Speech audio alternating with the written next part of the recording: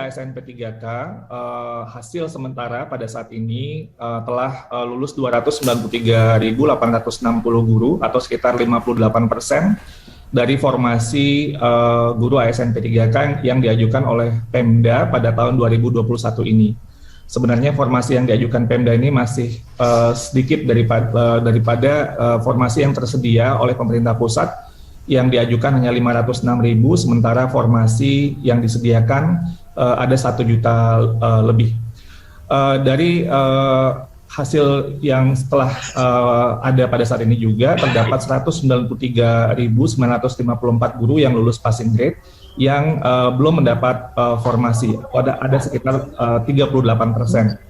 Dan di sini tentunya kita sedang memperjuangkan posisi kami memperjuangkan baginya guru-guru honor. Suaranya hilang Pak Iwan. Oke, jadi saya mengulangi kembali, posisi Kemendikbudristek adalah jelas kita memperjuangkan bagaimana guru-guru yang telah. Dunia berubah, memaksa kita untuk berbuat lebih. Pemaparan informasi pun hampir semuanya Setelah lulus passing grade ini akan mendapat formasi tanpa harus ikut tes lagi. Tentunya ini mensyaratkan dan kami memohon bantuan kepada Komite 3 DPD RI yang terhormat supaya kepada konstituennya dan Pemda yang terkait untuk mengadvokasikan untuk mengajukan formasi sebesar mungkin, semaksimal mungkin sesuai dengan kebutuhan. Karena tanpa ada pengajuan formasi oleh daerah, tentunya hal ini tidak bisa terselesaikan. Mohon diingat bahwa jumlah formasi yang tersedia itu 1 juta lebih. Sementara jumlah guru honorer sekolah negeri yang tercatat itu 742.000.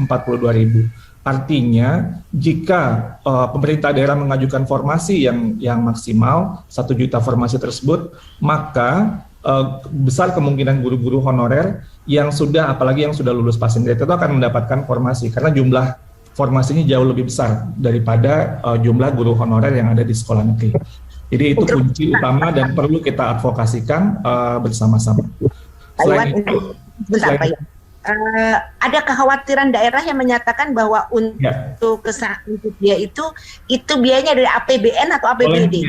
Iya, boleh saya lanjutkan dulu Bu Silvi. Saya tahu pasti nanti ada pertanyaan lanjutan di situ. Saya memohon izin menjelaskan. Jadi pertama nanti akan saya bahas tentang anggaran. Yang juga sebelum itu perlu juga dilihat ada data yang kemudian kami cermati. Ada 117.000 formasi, 117.939 formasi yang sama sekali tidak dilamar oleh guru-guru kita di tahap 1 dan tahap 2. Ini sekitar 20% dari formasi yang tersedia tapi tidak dilamar sama sekali. Satu pun tidak ada yang melamar di tahap 1 dan tahap kedua. Ketika kami zoom in, ini ternyata formasi-formasi yang ada di daerah-daerah yang sulit.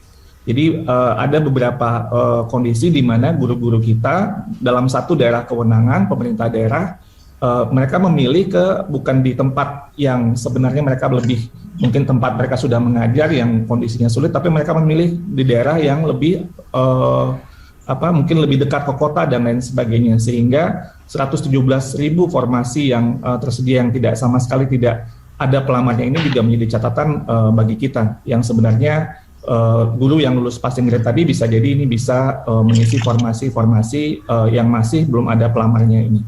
Nah, terkait dengan anggaran dapat saya sampaikan bahwa dari Kementerian Keuangan sudah menyampaikan kepada seluruh pemerintah daerah ada pertama selain dari Undang-Undang Nomor 9 Tahun 2020 tentang APBN, ada surat langsung dari Kementerian Keuangan nomor S46/PK/2021 tertanggal 31 Maret 2021 kepada seluruh gubernur, bupati, wali kota tentang perhitungan anggaran P3K dalam alokasi DAU tahun anggaran 2021.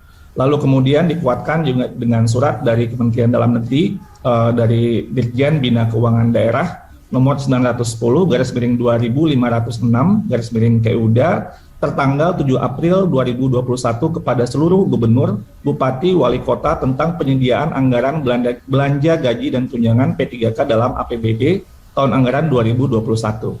Bahkan secara spesifik dari Dirjen Perimbangan Keuangan, Kementerian Keuangan juga menyurati kepada seluruh gubernur, bupati, dan wali kota nomor S98/PK/2021 tentang perhitungan secara rinci berapa formasi yang ada dialokasikan dalam perhitungan gaji guru P3K di masing-masing Pemdanya dan berapa anggaran yang dialokasikan, dan anggaran ini bersifat earmark atau dikunci, artinya penggunaannya harus spesifik untuk kebutuhan gaji guru P3K yang tidak bisa digunakan untuk belanja yang lain.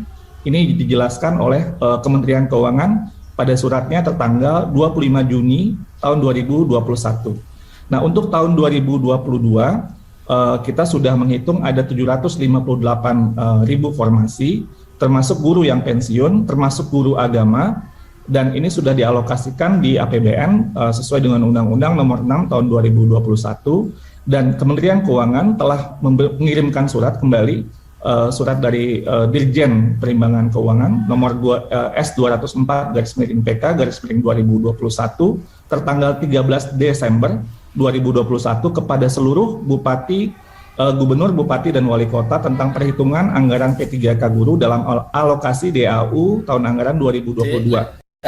Bahwa perhitungan kebutuhan gaji untuk formasi ASN daerah dalam alokasi DAU 2022 telah ditetapkan, dan untuk guru-guru yang telah lulus di formasi di seleksi tahun 2021 sudah dialokasikan gaji pokok untuk P3K guru ini sebanyak 14 bulan gaji. Saya ulangi, 14 bulan gaji, termasuk gaji tunjangan hari raya dan kebijakan gaji ke-13, dengan asumsi bahwa penggajian P3K guru yang lulus seleksi tahun 2021 ini sudah dimulai sejak Januari 2022.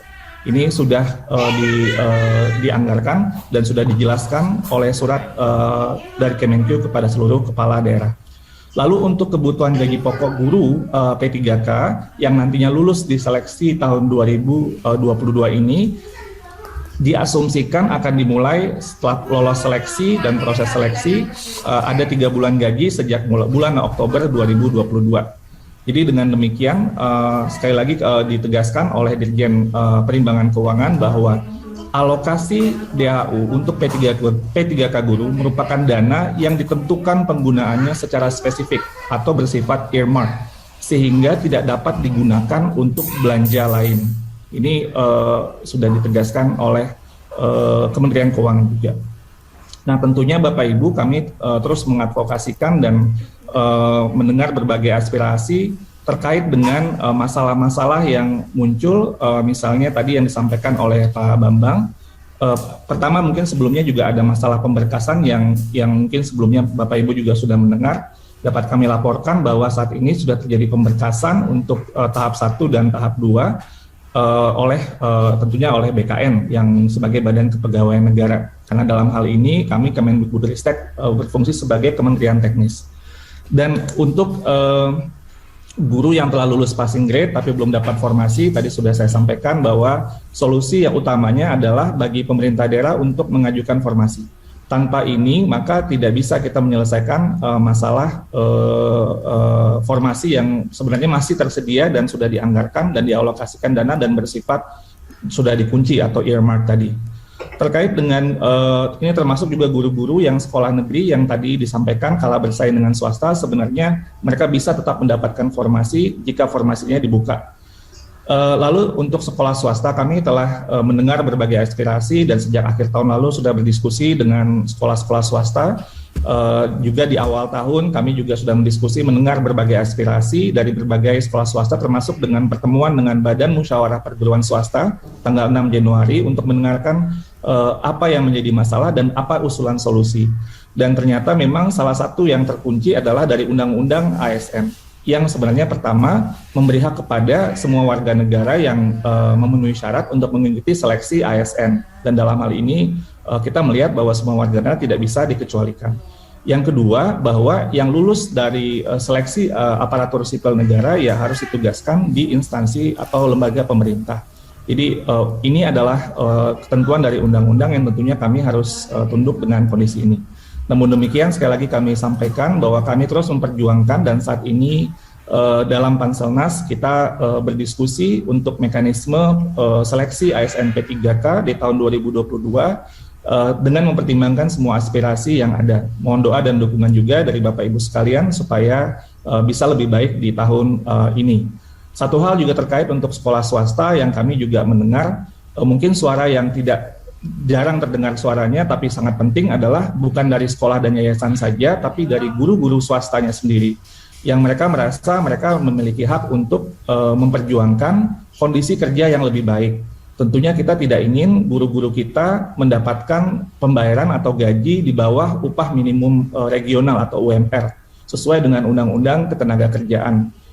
Kondisi ini yang mungkin menyebabkan guru-guru swasta yang ingin untuk mencoba kesempatan dalam seleksi ASN P3K. Jadi ini juga mungkin suara yang tidak terdengar secara lantang mungkin dalam berbagai liputan, tapi sebenarnya mereka juga memiliki semacam hak untuk juga mendapat kesempatan kondisi kerja yang lebih baik, apalagi itu jika di bawah kondisi UMR.